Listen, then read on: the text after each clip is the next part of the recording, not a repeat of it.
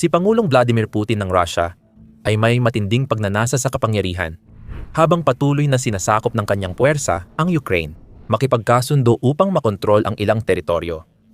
Hindi siya titigil sa pagnanais ng higit pa at laging may bagong target na sakupin. At naniniwala ang ilang mga eksperto na natukoy na nila ang susunod na lokasyon sa kampanya ng pananakop ni Putin. Narva, isang lungsod sa hangganan ng Estonia na may makulay na nakaraan at di tiyak na hinaharap. Sa kabutihang palad, lubos nang nauunawaan ng Estonia ang halaga at panganib na kinahaharap ng Narva. Ginagawa nito ang lahat para ihanda ang lungsod laban sa posibleng pananakop ng Russia. Sa unang tingin, ang Narva, ang ikatlong pinakamalaking lungsod ng Estonia na may tinatayang 54,000 katao, ay maaring hindi mukhang halatang target ng puwersa ng Russia para salakayin. Ngunit kung sisilipin mo pa ng mas malalim, makikita mo ang maraming dahilan kung bakit maaaring magpasya si Putin na angkinin ang lungsod na ito balang araw. Ang mga dahilan na iyon ay umiikot sa nakaraan ng Narva, kasalukuyang populasyon, lokasyon, at maging sa ekonomiya nito.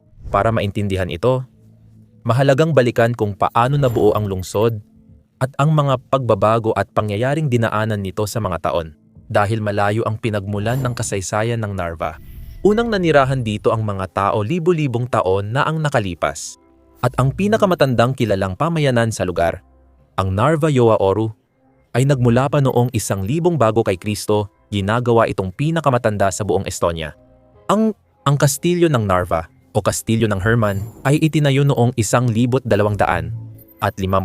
sa ilalim ng pamumuno ng mga Danish sa hilagang Estonia. Gayunpaman, ang lungsod ng Narva mismo ay unang opisyal na kinilala bilang isang lungsod noong 1320. Itinayo ang pundasyon ng kastilyo sa tamang lugar kung saan nagtatagpo ang mga rutang pangkalakalan. Bukod dito, nagsimulang umunlad ang rumaragasang ilog Narva at mga kalapit na pamayanan. Nangyari ito noong Denmark ang namumuno sa hilagang Estonia. Ngunit madalas ding nagbago ng may-ari ang Narva sa mga sumunod na siglo. Noong digmaang Livonian, noong ika-16 na siglo, nasakop ng Tsardom ng Rusya ang lungsod at pansamantalang ginawang mahalagang daungan at sentro ng transshipment ng produktong Ruso mula sa Novgorod at Pskov. Ito ang unang beses ng Rusya na nakialam sa kasaysayan ng Narva, ngunit hindi ito nagtagal. Ilang dekada lang matapos sakupin ng Tsardom ang lungsod, nasakop ulit ito. Sa pagkakataong ito ng mga tropa ng kaharian ng Sweden. Sinubukan ng Rusya bawiin ang lugar pero nabigo, habang naipanatili ito ng Sweden ng higit 1 siglo. Malaki ang ambag sa pag-unlad ng Narva noon sa pamumuno ng Sweden, gaya ng pagtatayo ng barok na lumang bayan. Pagkatapos ng sunog noong 1650 na sumira sa lungsod, agad na palitan ang mga lumang estruktura. Dahil sa lumalaking kita mula sa kalakalan na tinatamasa ng lungsod, hinangad din ng Sweden na pagandahin ang mga estruktura ng depensa ng lungsod. Kaya nagtayo sila ng matibay na sistema ng mga espesyal na kuta na tinatawag na bastions. Agad itong itinuring na isa sa pinakamaganda sa Europa. Pero palaging binabantayan ng Russia ang lungsod at desperado silang mabawi ito sa kahit anong paraan. Kaya naman, noong labanan sa Narva, noong 1700 naging lugar ang lungsod ng unang malaking labanan sa pagitan ng mga puwersa ng Russia at Sweden, at sa huli, nasakop at inangkin ng Russia ang Narva noong 1704. Hawak ng Russia ang lungsod hanggang ika-20 siglo. At patuloy ding umunlad ang Narva. Naging pangunahing industrial na lungsod ng Estonia ang Narva. Tirahan ng unang riles at iba't ibang malalaking negosyo. Ang ikalawang digmaang pandaigdig ay nagdulot ng malaking pagbabago sa kasaysayan ng lungsod. Sinakop ito ng mga puwersa ng Nazi at napilitan ang Soviet Red Army na bombahin ang lugar, na nagresulta sa pagkawasak ng lumang bayan at 78% ng mga gusali nito. Nagpasya ang mga awtoridad ng Soviet na huwag nang itayo muli ang mga lumang gusaling nawasak. Tumanggi rin silang payagan ang mga katutubong residente na makabalik sa kanilang tahanan. Sa halip, nagtayo ng mga tradisyonal na Soviet apartment block. dinala ang mga manggagawang nagsasalita ng Ruso mula sa iba't ibang bahagi ng Union of Soviet Socialist Republics na nagbago sa dating sentro ng kulturang Estonian, wika at tradisyon at ginawang isang karaniwang lungsod na karamihan ay nagsasalita ng Ruso. Nakahawig ng atmosfera at itsura ng iba pang lungsod sa Unyong Sobyet. Noong 1991, bumagsak ang Unyon at sa wakas ay muling nakamit ng Estonia ang kalayaan nito. Ngunit nanatiling tahanan ang Narva ng maraming nagsasalita ng Ruso at mga mamamayan. Sa aspetong ito, mayroon itong ilang pagkakahawig sa rehiyon ng Crimea sa Ukraine, pati na rin sa silangang mga rehiyon ng Ukraine na unang tinarget ni Putin sa kanyang pananakop noong 2022 tulad ng Donetsk at Luhansk. Simula nang aneksahin ng Russia ang Crimea noong 2014, unti-unting lumaki ang takot na baka gumawa rin ng katulad na pag-atake ang Kremlin sa Narva. Iba't ibang political commentator, mamamahayag, siyentipiko at eksperto sa militar ay naglatag ng konsepto ng Narva scenario, isang haka-hakang sitwasyong militar kung saan aatakehin ng Russia ang isa sa maliliit na bansa ng NATO tulad ng Estonia gamit ang hybrid warfare tactics na katulad ng nakita noong 2014 at sa paghahanda para sa pagsalakay noong 2022 habang nagpapatuloy ang digmaan sa Ukraine. Marami sa mga parehong eksperto ang nagbababala.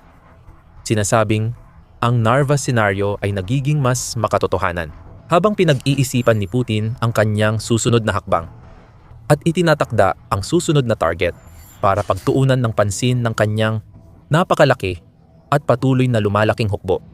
Sa panayam ng The Sun, sinabi ni Tim Willsey, dating diplomat at visiting professor sa War Studies ng King's College, na malayo pa sa katapusan ang mga plano ni Putin sa pananakop ng Europa. Hindi ko iniisip na tapos na ang proyekto ni Putin. Ipinagpatuloy ng eksperto na anuman ang mangyari sa digmaan sa Ukraine at kahit na matapos ito sa pamamagitan ng isang posibleng kasunduan sa kapayapaan, nakatutok na ang Pangulo ng Russia sa iba pang mga target. Ang isa na palagi kong iniisip na napakadelikado ay ang Narva, na may 80% populasyong Ruso. Hindi lang siya ang nagsasabing maaring Narva na ang susunod na target ng Kremlin, at may dahilan ang mga lokal para mag-alala. Dahil si Putin mismo ay nagbigay ng malabong banta sa lungsod noong 2022 habang nakikipagpulong sa mga batang negosyante, inhinyero at siyentipiko sa Innovation and Education Center ng Moscow People's Economy Accomplishment Exhibition. Sikat na inihalin tulad ni Putin ang sarili kay Peter the Great, ang maalamat na emperador ng Russia, at sinabing palaging may kapangyarihan ang Russia sa lungsod ng Estonia. Si Peter, lumaban ako sa Great Northern War ng 21 taon. Parang kalaban niya ang Sweden, sinakop ang hindi naman niya nakuha. Lahat ng nabawi niya. Ganoon din sa kanlurang direksyon, sa Narva, una niyang sinakop. Bakit siya roon? Binawi at siniguro niya iyon. Sinabi ni Putin na dapat tularan ng mga modernong Ruso ang halimbawang iyon at bawiin ang anumang lugar na sa tingin nila ay kanila. Simula noon tumutunog na ang mga alarma at malinaw kung bakit maaaring may 5 pangunahing dahilan na maaaring gamitin ni Putin bilang dahilan para atakihin ang lungsod ng Estonia. Unang dahilan, ayon kay Putin, ay ang makasaysayang ugnayan ng Russia sa Narva. Gaya ng ipinaliwanag kanina, ilang beses na sa kasaysayan ng Russia na napasa kamay nila ang lungsod na ito. Ganito rin ang masasabi sa iba't ibang lungsod ng Europa at panahon. Nakita natin ang iba't ibang bansa at imperyo na nag-angkin ng maraming lungsod at teritoryo. Sa ngayon, karamihan ng mga bansa sa buong mundo ay nirerespeto ang kalayaan at soberanya ng isa't isa. Hindi na nila inaangkin ang mga teritoryo ng ibang bansa dahil dati nila itong pagmamay-ari. Ang Russia, o kahit ang kanilang pinuno, ay may ibang pananaw pagdating sa Moscow. Mukhang kahit anong lugar na minsan nang nasakop ng mga puwersa o tao ng Russia o Soviet sa kasaysayan ay pwedeng maging target sa ika-21 siglo. Bahagi ito ng paliwanag ni Putin sa espesyal na operasyong militar sa Ukraine, kung saan iginiit niyang dapat mapasakamay ng Russia ang Donbas sa silangang Ukraine at inaangkin din ang Crimea. At sa isang pagkakataon pa nga, sinabi niya na ang buong Ukraine ay, sa pananaw niya, pag-aari ng Russia at pwede nilang angkinin. Kaya, hindi nakakapagtaka kung gagamitin din ni Putin ang ganitong mga argumento tungkol naman sa Narva. Dahil sa kakaibang kasaysayan ng lungsod at mga makabagong ugnayan nito sa Russia, na nagdadala sa atin sa pangalawang malaking dahilan. Ang napakaraming mamamayang Ruso sa Narva, mga nagsasalita ng wikang Ruso, at ang mga ugnayang kultural nito sa Russia bilang kabuuan. Ayon kay Ginoong Willis E. Wilsey, malaking porsyento ng mga Ruso ang naninirahan sa Narva. Ngunit mahirap tukuyin ang eksaktong bilang dahil iba-iba ang pagtataya. Batay sa pinakahuling datos, 6% lang ng populasyon ng lungsod ay etnikong Estonian. Mas mababa sa kalahati, mga 48% upang maging eksakto ay mga mamamayang Estonian. Habang 36% ay may mga pasaporteng Ruso at 14% ay napapabilang sa kategorya ng hindi tiyak ang pagkamamamayan. 77% ng populasyon ng lungsod ay nagsasalita ng Ruso at marami ang may malapit pa ring ugnayan sa bansa. Tama, di nagtagal matapos makamit ng Estonia ang kalayaan noong early 1970 dekada nagkaroon ng di-opisyal na referendum tungkol sa kinabukasan ng Narva at mga kalapit lugar. Ipinakita ng mga survey noon na karamihan sa mga tao sa mga lugar na iyon ay tutol sa paghihiwalay mula sa Estonia. Lumabas sa referendum na 77% ang pumabor sa autonomiya. Kahit na 55% lang ng mga residente ng Narva ang lumahok, maaari pa ring ituro ng Russia ang referendum na iyon bilang patunay na ayaw ng mga tao sa Narva na maging bahagi ng Estonia. Maraming ulat ng dayaan sa boto noon, kaya idineklarang labag sa konstitusyon ng pamahalaan ng Estonia ang botohan. Marami ang naniniwala na nakialam ang Moscow sa resulta. Gayunpaman, bihira hayaan ni Putin na pigilan ng katotohanan ang kanyang mga plano at madali siyang gumagawa ng sariling kwento upang ipaglaban na gusto ng mga tao sa Narva na maging bahagi ng Russia. Mariing tututol si Mayor Katri Reich ng lungsod. Sa panayam kay photojournalist Mario Heller para sa ulat ng Chatham House, binigyang diin ni Reich na ilang metro lang mula sentro ng Narva ang lupa ng Russia at kung talagang gusto ng ilang lokal na residente na maging Ruso, hindi nila kailangang maglakbay ng malayo. Ngunit kakaunti lang talaga ang nagpapasyang gawin ang paglalakbay. Kahit sinong gustong lumipat sa Russia ay pwedeng gawin ito, pero walang gumagawa dahil alam ng lahat na malaya ang Estonia. Ang ikatlong dahilan kung bakit maaaring targetin ng Russia ang Narva ay ang lokasyon nito. Ang hangganan ng Russia at Estonia ay umaabot ng 183 milya o 200 at 74 na kilometro sa kabuuan. Sa teorya, kung nanaisin ng Russia sa lakayin ang Estonia, maaari itong pumili ng maraming lokasyon sa linya ng maliit na bansang NATO na ito. Kapag tiningnan ng mas malapitan, makikitang limitado ang opsyon ng Russia dahil maraming bahagi ng hangganan ay dumadaan sa anyong tubig, hindi sa lupa. Tulad ng Narva Reservoir, Ilog Narva, at lawa ng Peipus, ang pinakamalaking lawa sa hangganan ng dalawang bansa sa Europa at ikalima sa pinakamalaki sa kontinente. Sa kabuuan, sumasaklaw ito ng napakalaking 1,373 square miles o 3,500 at 55 square kilometers. Ang pagdadala ng malaking puwersa ng pananakop tulad ng tangke, armored na sasakyan, artilerya at ibang kagamitan sa malaking lawa o reservoir ay napakahirap gawin. Dahil dito, anumang pagsalakay ng Russia sa Estonia ay dapat gawin sa mga bahagi ng hangganang lupa. Pinakahalatang target ang Narva, pero kailangan pa ring tawirin ang Ilog Narva. May malaking tulay na nag-uugnay sa Narva sa Estonia at Ivangorod sa Russia. Isinara ng mga awtoridad ng Estonia ang tulay at mananatiling sarado hanggang matapos ang digmaan sa Ukraine. Naglagay rin ang Estonia ng gate at harang para sa seguridad. Maari ring gamitin ng Rusya ang I-20 highway na dumadaan sa kabisera ng Estonia, Tallinn, sa kanluran, at direktang kumukonekta sa St. Petersburg sa silangan. Perpekto ito para sa Kremlin na mabilis at episyenteng mailipat ang tropa at sasakyang militar sa Narva. Sa pananaw ng lohistika, Hindi magiging mahirap para sa Moscow ang mag-organisa ng pagsalakay sa Narva. May malaking tanong pa rin tungkol sa anumang pag-atake sa Narva. At iyon ay ang katotohanang ang Estonia ay bahagi ng alyansang NATO. At lahat ng miyembro ng alyansang NATO ay obligadong ipagtanggol ang isa't isa sakaling magkaroon ng anumang pag-atake o pananakop. At ito ang nagdadala sa atin sa ika-4 na dahilan kung bakit maaring subukang umatake ang Rusya. Baka iniisip ni Putin na hindi ganoon kahalaga ang Narva para magdulot ng malaking tugon mula sa NATO. At may ilang eksperto na nag-aalala sa argumentong ito sa isang panayam ng SON halimbawa. Ipinahayag ni Willis E. Wilsey ang kanyang pag-aalala na ang United States at posibleng iba pang malalaking bansa ng NATO ay maaring hindi ganoon kahanda na magdulot ng posibleng pandaigdigang labanan o ganap na digmaan laban sa Rusya para lang iligtas ang Narva. Sigurado ba tayong papasok sa digmaan ang Estados Unidos para sa isang bayan sa Estonia? Hindi na ako sigurado. Sa panahon na ang alyansang NATO ay dumaranas ng lalong tumitinding pagsubok, hindi naman talaga walang basehan ang mga takot na ito. Bagamat madaling isipin na magtitipon-tipon ang mga kaalyado ng NATO para ipagtanggol ang isang malawakang pananakop sa isang miyembrong estado, maaaring hindi lahat ay kasing handang magpalipad ng mga jet at magpadala ng tropa. Kung sasabihin ni Putin na isang lungsod lang naman ang gusto niyang kunin. Kaugnay ito sa estratehiya ng Kremlin na tinutokso at sinusubok ang hangganan ng NATO sa pagpapadala ng ilang drone o jet ng Russia sa himpapawid ng Poland at Estonia. Hindi sapat ang ganitong panguudyok para magdulot ng seryosong tugon militar.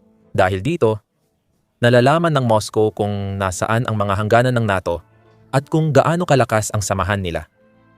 Ikalima at huling dahilan para targetin ang Narva. Ito ay dahil kahit na mukhang maliit at hindi gaanong mahalagang lungsod ang Narva sa panlabas, mayroon talaga itong mahalagang papel sa ekonomiya.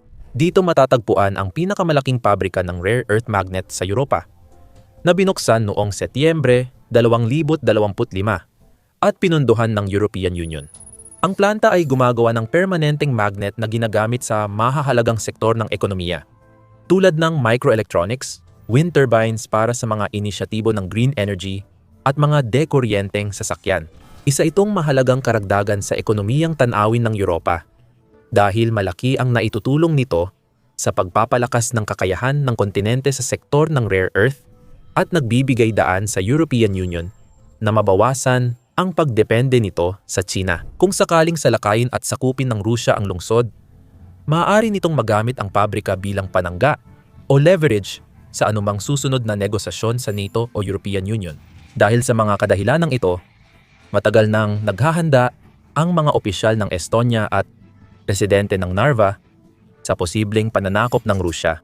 Tumaas ng husto kamakailan ang pagtutol ng bansa laban sa Rusya. Ayon sa ulat ng Chatham House, ang maliit na bansang Baltic na ito ay isa sa pinaka-maaasahang taga-suporta ng Ukraine mula simula ng pananakop. Nagbibigay sa Kiev ng maraming tulong militar kung ikukumpara sa ibang bansa sa mundo. Sa loob mismo ng Narva, nitong mga nakaraang panahon ay mas marami na ring mga lokal ang naging mas aktibo ang interes sa Kaites Elite. Maraming kabataan sa Estonia ang sumali sa voluntaryong hukbong pagtatanggol at nag-training militar bilang paghahanda sa posibleng pananakop. Pwede silang sumali mula 7 taon, unang matututo ng mga batayang kasanayan sa pagkaligtas sa scout-style na grupo tulad ng pagbabasa ng mapa at survival sa gubat, bago umusad sa mas advanced na kasanayan. Nakausap ng Chatham House si Maria Morozova, 17 isa sa mga voluntaryo na nagsabing gusto niyang matuto ng mahahalagang kasanayan at maging handa sa matitinding sitwasyon. Kusa akong pumunta dito dahil gusto kong sumali sa seryosong organisasyon kung saan makakatulong at, kung kailangan, ipagtanggol ang bansa. Bahagi siya ng lumalaking bilang ng mga kabataang Estonian na mulat sa politika at ipinagmamalaki ang kanilang bayan. Handang gawin ang lahat ng kinakailangan upang ipagtanggol ito. Walang may gusto ng digmaan. Sana hindi mangyari, pero kung mangyari, lalaban ako. Ngunit higit pa sa pag-asa sa kabataang lalaki at babae, ang ginagawa ng Estonia para protektahan ang kanilang hangganan. Pinapalakas din nila ang mga depensa sa buong haba ng kanilang hangganan, lalo na sa mga lugar na itinuturing na pinakamalamang na atakihin sakaling magkaroon ng pananakop gaya ng Narva. Sinusunod nila ang halimbawa ng iba pang bansang Baltic at European tulad ng Poland na nagsisikap ding palakasin ang kanilang depensa. Malaki ang ginastos ng Estonia sa mga bunker, sistema ng pagmamanman ng hangganan, at paunang depensa. Dating mukhang madaling target ang Narva. Ngayon isa na ito sa pinakamabantay at siguradong border point sa Europa. Kabilang sa mga bagong depensa ang mahigit 100 kilometro ng bagong bakod sa hangganan. Karamihan ay may makabagong sistema ng pagmamanman at patrol na kalsada. Pinapayagan nito ang militar at pamunuan ng Estonia na mahigpit bantayan ang anumang kahina-hinalang aktibidad o galaw militar sa buong hangganan nila sa Rusya. Tuloy ang konstruksyon sa sensitibong rehiyon ng Sartse, kung saan isinara at inilipat ang ruta ng mga kalsadang nag-uugnay sa Estonia at Rusya. Patuloy na lumalawak ang radar coverage sa Ilog Narva, kaya mas malawak ang pananaw ng Tallinn sa teritoryo nila at mga kalapit na rehiyon ng Rusya. Bukod sa mga bakod, abala rin ang Estonia sa paggawa ng kanilang Baltic Defense Line, isang network ng mga pinatibay na bunker, hadlang laban sa tangke, at iba pang harang na hindi lang magpapabagal kundi maaaring humarang sa pananakop. Pagsapit ng 2027, nais ng Estonia na makapagtayo ng 600 sa mga konkretong bunker na ito. Bawat isa ay espesyal na dinisenyo para tiisin ang matinding pambobomba ng artillerya at ganap na naka-integrate sa mga mobile unit, drone at mga fire support team. Dahil sa matibay na depensa, mas epektibo ring mapagtatanggol ng maliit na bansang tulad ng Estonia ang kanilang hangganan kahit mas maliit ang sandatahang lakas nila kaysa Rusya. Ginagawa nitong napakamahal at magulo ang anumang tangkang pananakop para sa kalabang panig. At hindi doon tumitigil ang Estonia. Hindi lang nila natatamaan ang mga target ng NATO, kundi nalalampasan pa nila ang mga ito. Ngayon, gumagastos na sila ng halos 5% ng gross domestic product sa depensa. Mas mataas kaysa sa ibang miyembro. At epektibong ginagamit ito para punduhan ang bala, mamuhunan sa high-end na depensa sa himpapawid, at bumili ng mga misil at drone. Malaki rin ang suporta nito mula sa mga kaalyado ng NATO, kasama ang battle group ng United Kingdom na palaging nakadeploy sa Estonia. Naghahanap pa ang Tallinn ng dagdag na paraan para palakasin ang depensa, gaya ng malalaking ehersisyong militar, pagtawag ng reserba, at pagtatayo ng suporta sa host nation. Tinitiyak na handa ang mga unit ng kaalyado na kumilos at mag-aktibo sa lalong madaling panahon sakaling magkaroon ng anumang uri ng krisis. Tulad ng sinabi ni Hanno Pevkur, Ministro ng Depensa ng Estonia, dapat alam ng mananakop na mamamatay sila dito kung tatawid sila ng hangganan. Alamin kung paano naghahanda ang Estonia na sorpresahin ang Russia kung lalapit ang kanilang puwersa sa hangganan. Panoorin sa video na ito. Panoorin ang video para makita na hindi mahalaga ang laki, dahil isang maliit na misil ng Estonia ay kayang magdulot ng malaking problema sa Russia. Mag-subscribe sa channel namin para updated ka sa mga bagong balita, kaganapan, at pagsusuri ng sandata, depensa, at inobasyon sa militar sa buong mundo.